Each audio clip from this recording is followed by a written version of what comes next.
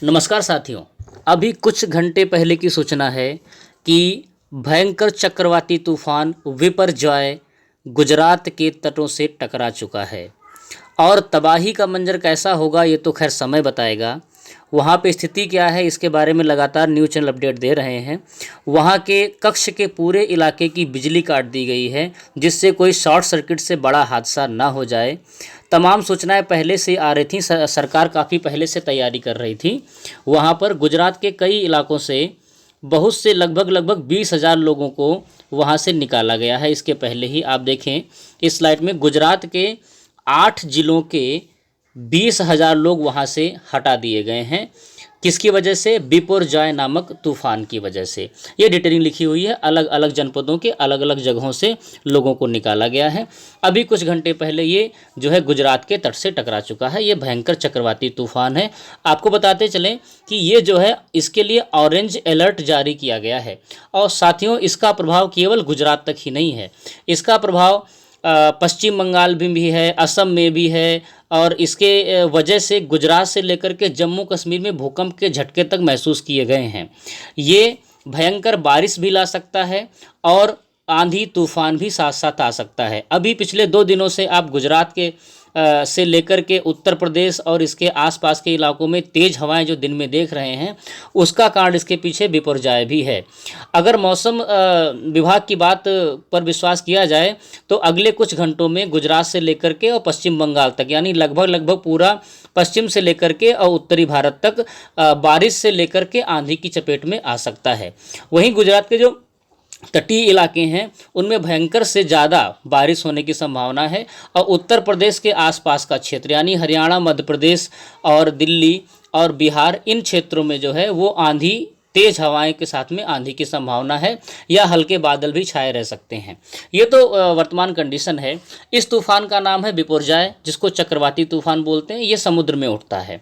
साथियों, सामान्य ज्ञान की जो बात है उसकी तरफ आपको हम ले चलेंगे, जो बच्चों के लिए आवश्यक चीज़ें हैं कि इसका नाम बिपरजॉय कैसे रखा गया, इसका मतलब क्या है और इन तूफानों का नाम रखता कौन है। इसके पहले आप देखिए, ये अंतरिक्ष यात्री हैं सऊदी अरब के। उन्होंने अंतरिक्ष स्पेस स्टेशन से जो है इस तूफान की फ़ोटो, चक्रवाती तूफान की फ़ोटो ली हुई हैं। ये इतना भयंकर तूफान उठा हुआ है जिसकी चर्चा न केवल भारत में है अपितु पूरे विश्व में है। अर्थात इसकी गंभीरता को आप लोग समझ सकते हैं कितना भयंकर तूफान ये है। अब ये तबाही क्या मचाएगा तो खैर समय बताएगा, क्योंकि चक्रवाती तूफान अक्सर कर समुद्र में तबाही ज़्यादा मचाते हैं और तट तक आते आते कमज़ोर हो जाते हैं। अब ये तो खैर समय के गर्भ में बातें पल रही है। देखिए इन तस्वीरों को किसने खींचा है, तो ये यूएई के अंतरिक्ष यात्री हैं सुल्तान अल नयादी। इन्होंने जो अरब सागर में तूफान उठ रहा है बिपरजॉय, उसकी तस्वीरें ट्विटर से शेयर की हैं। और नयादी ने ये तस्वीरें जो हैं आईएसएस यानी इंटरनेशनल स्पेस स्टेशन से खींची हुई हैं। अनुमान लगाया जा रहा था कि 15 जून को टकराएगा, तो 15 जून को टकरा भी गया है ये भयंकर चक्रवाती तूफान गुजरात के तटों पर। ये जो है तूफान की तस्वीरें हैं जो सेटेलाइट से ली गई हैं, अन्य तरीक़ों से ली गई हैं। अब हम लोग देखते हैं फटाफट कि इसका नाम बिपरजॉय कैसे रखा गया और कौन कौन नाम रखता है। तो साथियों, ये जो तूफ़ान होते हैं खासकर जो अपने भारत के आसपास के देश हैं, इन तूफ़ानों के नामकरण के लिए एक सिस्टम है और एक संस्था है। इस संस्था का नाम देखिए आपके सामने स्क्रीन पर है, इस्केप। ये जो संस्था है इस्केप, ये यूनाइटेड नेशंस की ही संस्थाएं हैं, यानी संयुक्त राष्ट्र संघ की ही एक संस्था है इस्केप। इस्केप का मतलब economic and social commission for Asia and Pacific. Economic and social commission for Asia and Pacific. आपको बताते चलें कि इस्केप में इस समय इधर अपने आसपास के जो हैं वो 13 देश हैं। 13 देश कौन कौन से, सबके नाम की ज़रूरत नहीं है। इसमें आपका भारत भी है, आपका पाकिस्तान भी है, बांग्लादेश भी है, म्यांमार भी है, श्रीलंका भी है। आसपास जितने भी देश हैं ये सभी देश हैं।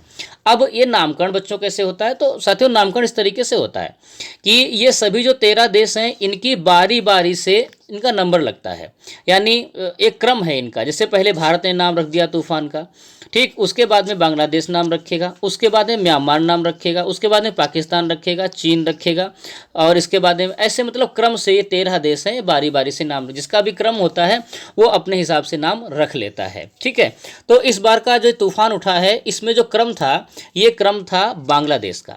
इस बार के तूफान का जो नामकरण है वो किसको करना था, बांग्लादेश को करना था, तो उसने नामकरण कर दिया है। तो नामकरण क्या किया है, आप पहले से शुरुआत से वीडियो से आपको बता रहे हैं, इसका क्या नाम है, बिपरजॉय। बिपरजॉय नाम रखा है ये बांग्लादेश ने। ठीक है, बांग्लादेश ने नाम रखा है तो किस भाषा में होगा, सीधी सी बात है बांग्ला भाषा में ही होगा, ये जो है बांग्ला भाषा में ही होगा। और इस बिपरजॉय का जो अर्थ है वो बांग्ला भाषा में है, उसका अर्थ है खुशी।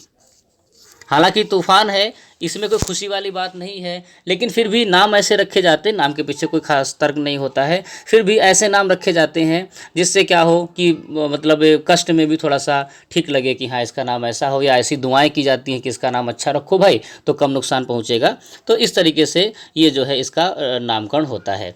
यानी कुल मिला के स्केप नामक संस्था के स्पेक नामक जो संस्था जो है जो यूएनओ के अंतर्गत आती है, इसके अंदर जो 13 देश हैं ये बारी बारी से तूफानों के नाम रखते हैं और अपनी अपनी भाषा में रखते हैं। इसके बाद जो तूफान आया था उसका भारत ने नामकरण किया था और उसका नाम गति रखा था। सीधी सी बात है, भारत में कौन सी भाषा ज़्यादा चलती है, वो हिंदी चलती है, तो उसने क्या नाम रखा था, गति रखा था। ऐसे बांग्लादेश अपनी भाषा में नाम रखेगा। अब इसके बाद में भी क्रम डिसाइड है, यानी आगे आने वाले कई सालों तक के लिए इन लोगों ने पहले से नाम सोच करके रखे हुए हैं, जिसमें से म्यांमार का हमको नाम ध्यान आ रहा है। म्यांमार ने जब बारी बारी म्यांमार की आएगी तो तूफान का नाम रखेगा पिंकू, तूफान का नाम रखेगा पिंकू। आप लोग अभी से याद कर लीजिए, आसानी से आपको याद भी हो जाएगा। ठीक है, अब इसका मतलब क्या है, जब वो तूफान आएगा तब वीडियो बनाएंगे तब आप तक पहुंचाएंगे। आशा करते हैं आपको ये जानकारी काफ़ी पसंद आई होगी और इस तूफान से बचने के लिए आप लोग हर संभव कदम को उठाएं।